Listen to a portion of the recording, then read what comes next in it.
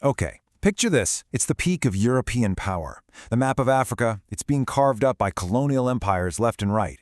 But in the middle of all that, one nation did something, well, impossible. It's an incredible story about faith, about unity, and a secret weapon that literally changed the course of history. So let's dig in and figure out how on earth they pulled it off. So we're throwing it back to the late 1800s, right in the middle of what historians call the scramble for Africa. You've got these European armies, and they've got this insane technological advantage. They just seemed totally unstoppable. And yet, one story just completely breaks the mold. It's a stunning exception to the rule. I mean, just look at the mismatch here. It's absolutely staggering. On one side, you've got the Italian colonial army. We're talking disciplined soldiers, modern rifles, cutting-edge artillery, the whole 9 yards. And on the other side, the Ethiopian army. A huge force, for sure, but made up of all these different groups, farmers, herders, local leaders, and a lot of them are literally carrying spears and shields. On paper, this should have been an open and shut case. A quick, easy win for the Europeans. But that's not what happened, not even close. At the Battle of Adwa, the Ethiopian forces didn't just put up a good fight, they won. And this wasn't some small border clash. This was a massive, decisive victory. It was a humiliating defeat for Italy, and it's the victory that secured Ethiopia's independence, turning it into this incredible symbol of freedom across the entire continent. So that leaves us with the big question, the one we're here to unpack. In an age of unstoppable colonialism, how did they pull this off? How did an African nation defeat a modern European army? Well, the answer isn't just about battlefield tactics. It's something way more interesting. A mix of incredible unity, smart leadership, and a deeply held, sacred belief that changed everything. All right, so let's start with the first piece of the puzzle. What was the secret sauce here? Well, it starts with a level of national unity that was just almost unheard of at the time. See, you have to understand, Emperor Menelik II's army, it wasn't one homogeneous group. Not at all. It was this incredible mosaic of different peoples from all corners of the empire.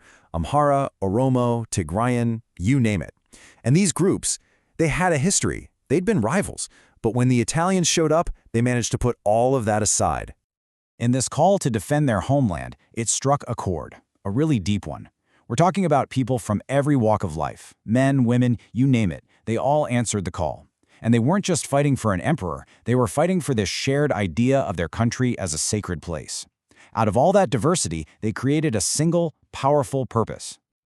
But still, you gotta ask, right? What was the glue holding it all together? What could possibly unite so many different groups with that kind of intensity? It wasn't just simple patriotism, it was something deeper, something profound. And that's where we get to the heart of the story. The answer, believe it or not, involves one of the most legendary and mysterious objects in all of human history, the Ark of the Covenant. Okay, to really get this, we have to talk about something called the Tabot. Now, a tabot is a sacred replica of the tablets that were inside the Ark of the Covenant. And for the Ethiopian Orthodox Church, this is a huge deal. It's not just a symbol, they believe it's the actual, literal presence of God. In fact, every single church in Ethiopia has its own tabot, and the church is built around it. It's that central. Now this is where it all comes together. At the Battle of Adwa, priests actually carried the Tabot of St. George onto the battlefield. Imagine that scene. In one move, this fight goes from being a political war to a holy war. The soldiers genuinely believed they were fighting with God right there with them, that His divine presence was on the field. That changes everything.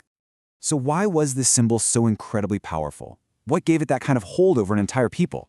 Well, to figure that out, we have to go back in time, like way back. We need to look at the origin story, a legend that's at the very core of Ethiopian identity. This whole story is laid out in an ancient text called the Kebra Nagast, and what it does is it connects Ethiopia's destiny directly with King Solomon and the Ark of the Covenant. So here's how the legend goes. The famous Queen of Sheba visits King Solomon, and they have a son named Menelik I. When Menelik grows up, he travels to Jerusalem to meet his dad. And when he leaves to come home, he brings the actual Ark of the Covenant with him back to Ethiopia. This act doesn't just establish the Solomonic dynasty that would rule for centuries, it gives the Ark a new home in the holy city of Aksum. And this story, this wasn't just some fairy tale. It did something really profound. It framed Ethiopia as a second Zion, basically God's new chosen nation, with this incredibly sacred job of protecting the Ark. This belief got woven right into the very fabric of their identity. So for them, defending Ethiopia wasn't just about land, it was about defending God's covenant. And you know what? This powerful belief didn't just fade away after 1896. Not at all. The legend of the Ark is alive and well today, surrounded by a whole lot of secrecy and an incredible amount of devotion. So the story goes that the original Ark is kept in this small, pretty unassuming chapel in Aksum. And get this, it's protected by one single guardian, a monk who is the only person in the entire world allowed to lay eyes on it. Once he's chosen for the role, he can never leave the chapel grounds again. He dedicates his entire life to that one sacred duty. And this, of course, sets up a really fascinating situation.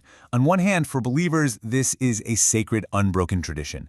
The secrecy isn't suspicious, it's a sign of deep respect. But for skeptics, well, that seems secrecy is a problem. It means there's no way to historically or archaeologically prove any of it, which makes it feel more like a powerful national myth than a historical fact. Which really brings us to the final big idea here.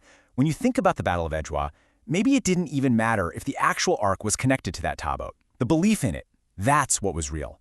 That belief was powerful enough to unite a diverse nation and defeat a colonial empire. So it leaves you with a question, doesn't it? Does the power of a symbol come from what it physically is, or from what we, as people, believe it to be?